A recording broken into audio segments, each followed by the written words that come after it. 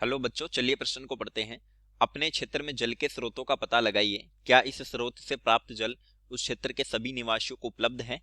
तो चलिए प्रश्न की मुख्य अवधारणा पे बात करते हैं। मुख्य अवधारणा, जल स्रोत प्राकृतिक तथा कृत्रिम हो सकते हैं या कृत्रिम हो सकते हैं। यानी प्राकृतिक जो प्रकृति द्वारा बने और कृत्रिम जो मानव निर्मित है। अब देखिए हमारे क्षेत्र में कौन कौन से जल स्रोत है। हमारे क्षेत्र में प्राकृतिक जल स्रोत के रूप में नदी है तथा कृत्रिम जल स्रोत के रूप में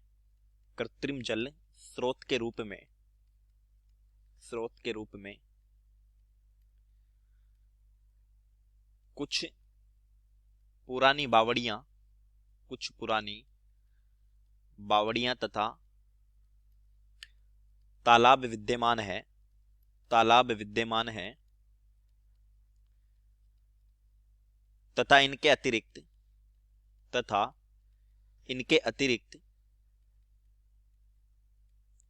नगर निगम द्वारा पेयजल आपूर्ति हेतु घरों तक पाइपलाइन की व्यवस्था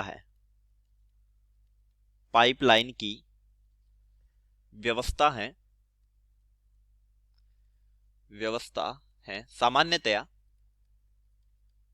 सामान्यतया यह जल सभी निवासियों हेतु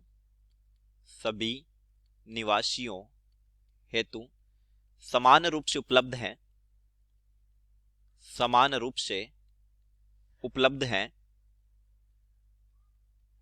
है, लेकिन पानी की कमी वाले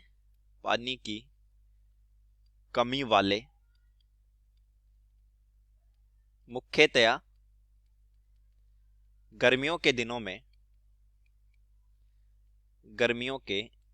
में कुछ हद तक असमान वितरण देखा जाता है।